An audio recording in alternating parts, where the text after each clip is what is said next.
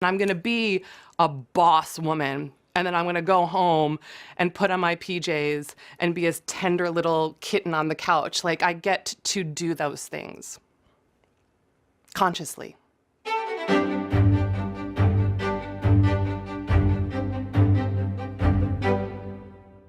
There are two totally different ways that I have to carry myself, I have to operate. It's the woman that's in my head and how I see myself, and then there's how this person sees me. Probably some of the early things I would notice was what I was complimented for. The world sort of valued and applauded, my pretty dress or my smile or I'm so polite. It wasn't until you get these righteous women in your life who are just like, hair and makeup is for you.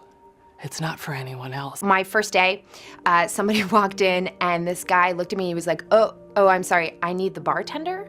And I was like, yeah, that's me. And he went, no, I need the real bartender. That felt like a very sort of clear example of an experience I've had my entire life, which has been a sense of feeling that my intelligence is something that must be proved, or my capability in whatever way. You don't want to be viewed as the complainer, and so you accept and maybe either are complicit with sweeping a lot of things under the rug because you just want to do your work. I started to realize, you know what? I have a voice.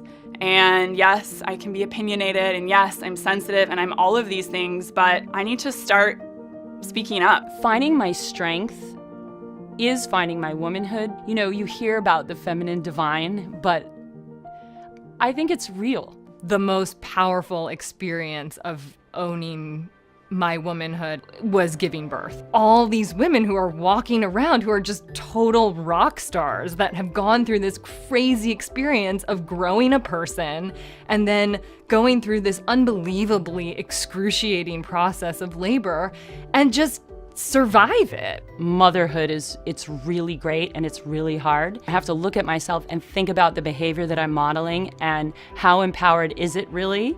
Especially with television and film, people's minds and mentalities, getting them to see more women doing more things. Our strength is different. I find that it's fluid, it's flexible, it's adaptable, it's fierce, but it's also gentle. What we can change now is how we're shaping and shifting our perspectives and our perceptions in this very moment. I think about the little girls today who get to see movies like Ghostbusters with the women, and just that they have these models now of what it's like to just be a woman doing life.